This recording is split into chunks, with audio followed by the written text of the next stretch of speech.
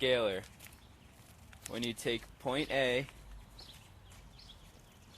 and you go to point B, and here's point C. Scalar is the addition of all the points added together to create one final distance. So the distance here would be approximately maybe 1.5 meters.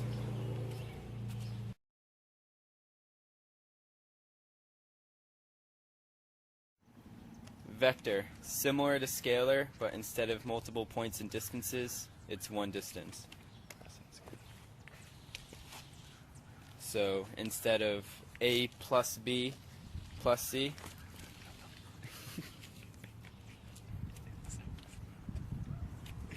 what? A to C. Instead of A plus B plus C, it's just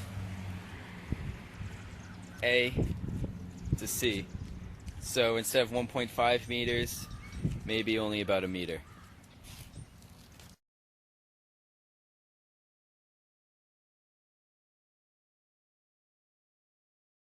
Distance is the amount of space between two objects. It's a scalar quantity Covered in a path. covered in a path. So the distance from point A to point B to point C would be 1.5 meters. Okay. Displacement is the total distance from the starting point to the ending point. It is a vector quantity. So the displacement from point A to point C would be 1 meter.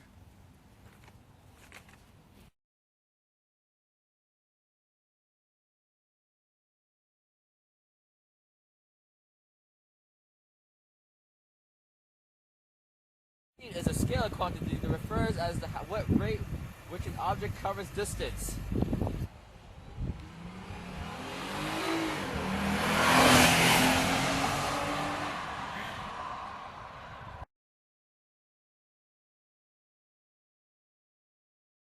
Velocity is very similar to speed, but instead of distance, it is displacement.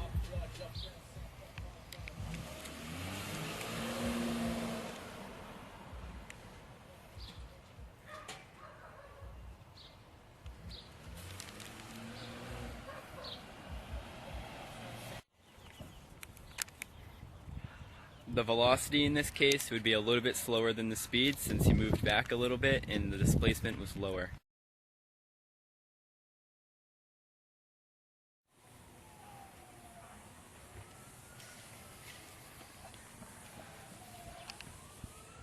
Acceleration is when the speed of an object increases or decreases.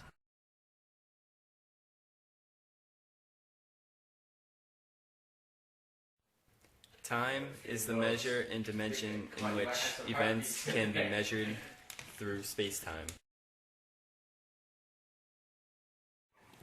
Here we are describing constant velocity on a distance versus time graph.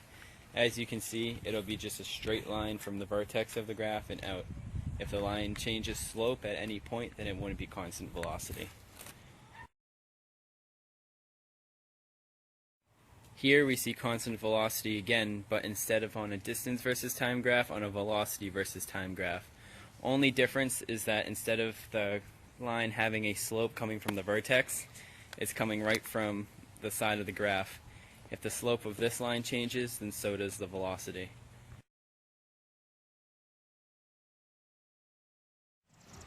Mass is the amount of matter within an object. The mass of this car is about 1,500 kilograms, or the average human is about 70 kilograms.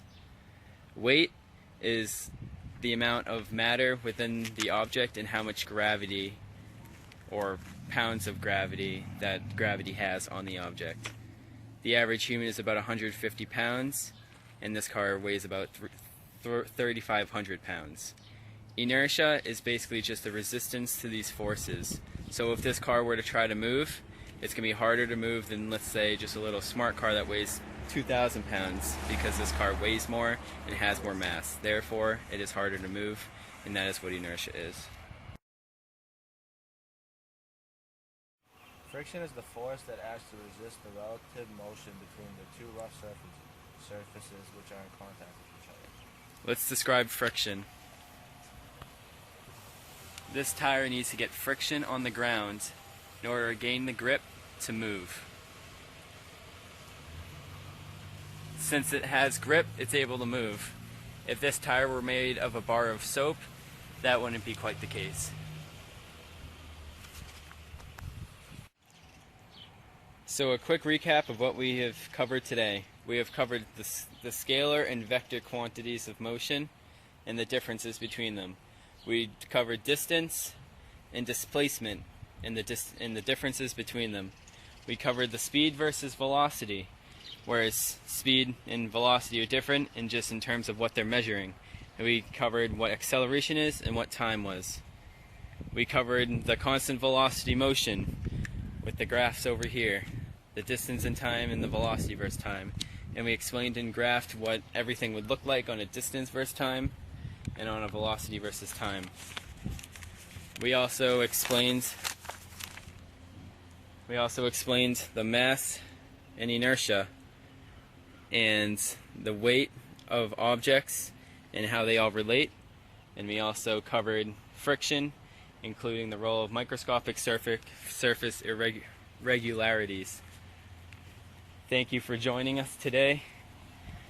It's me, Momo, and Andrew. Thank you for joining us today on our quest to discover of what is physics. And Mr. Harris is the best teacher in the whole world. Alright, you can leave.